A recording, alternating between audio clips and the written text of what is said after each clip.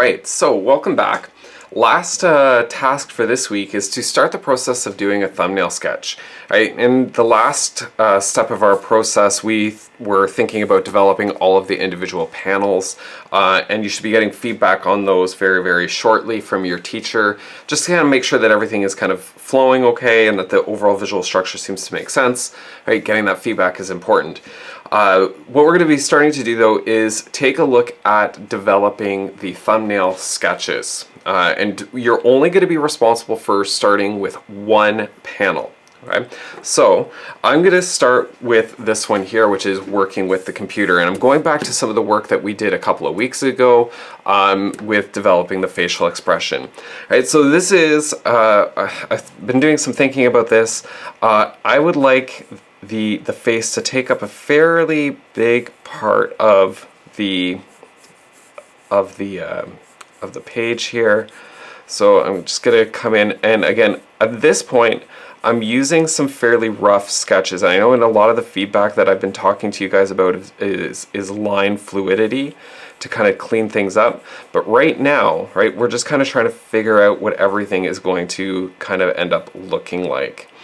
So I'm going to just kind of sketch these in kind of loosely, trying to maintain that overall sense of proportion from what I had in the preliminary sketches that I was working on a couple of weeks ago. All right, so I'm going to sketch this out. I'm going to start by just working on developing the face here, and just hold on a sec. You'll see it the video speed up as I get the face drawn in.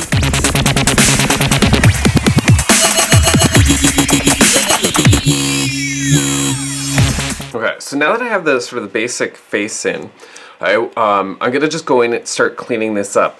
One of the tips that I've seen students use in the past is to take photographs of their work, right? Especially when they're trying to work on changing sizes, and taking a photo and then just kind of tracing it off of their screen. Right? That's perfectly fine. That would be very similar to working from a light table. Okay, so that is an option as well. One of the things that I do want you guys to be thinking about is what are some of those tricks that you can use in order to work to develop quality, but also to make sure that you are working efficiently as well. Okay, so we're going to tidy up the lines, kind of reinforce. Generally, I'm not worrying about the overall cleanliness of the lines at this point too much, because we are going to be creating a good copy from this a little bit later. But what I'm starting to think about is the overall composition, right? And how I want the panel to kind of look overall. So as I'm going through this, I'm also going to start thinking about kind of blocking in some of these darker areas. All right, just giving a general overall sense of the visual structure. All right, you can tell I'm not overly impressed with what I'm looking at, and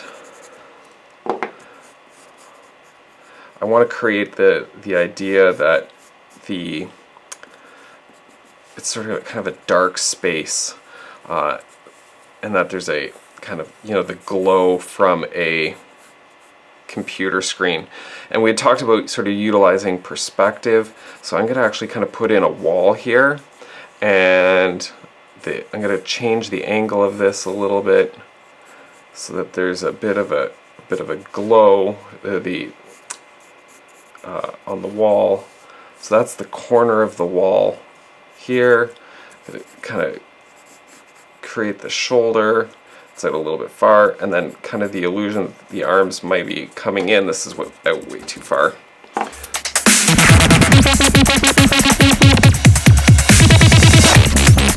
Right, and in behind here, right, there's going to be a little bit of a shadow as well that's kind of cast onto that wall. All right, so, you know, just thinking about some of those details.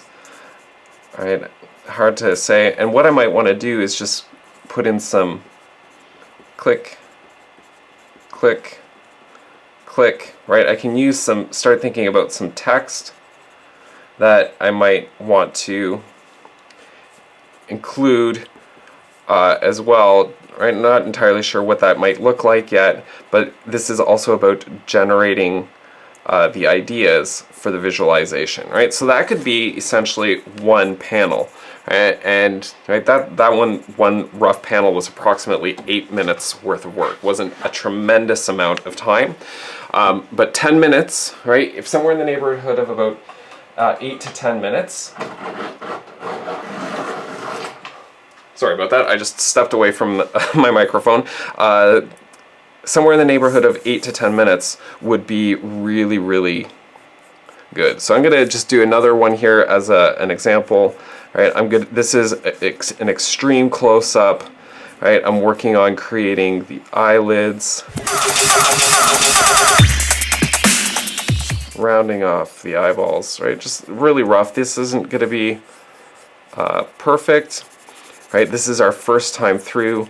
Right, so some of these drawings, right, might be significantly less. Right, and again, it's rough. It's about thinking through potential compositions. Right, I've got the glosses here that I need to get in. So this is where I want to start thinking about kind of some line thickness. The rooms are going to be significantly bigger.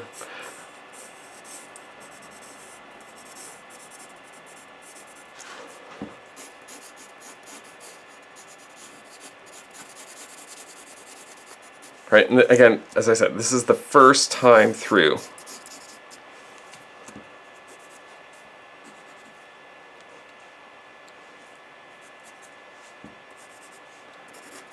Right, so the sketches are going to be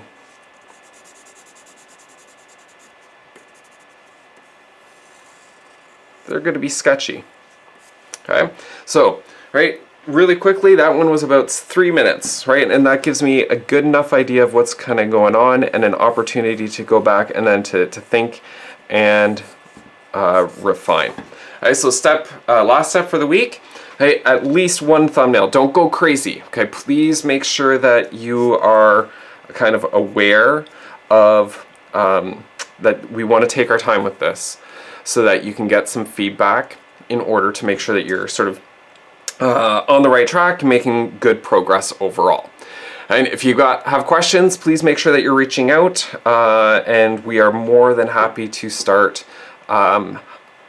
thinking about ways that you can be even more successful with this project. Right? Everything I've seen so far suggests that you guys are going to be amazing at this task. I can't wait to see what you are starting to put together at this point.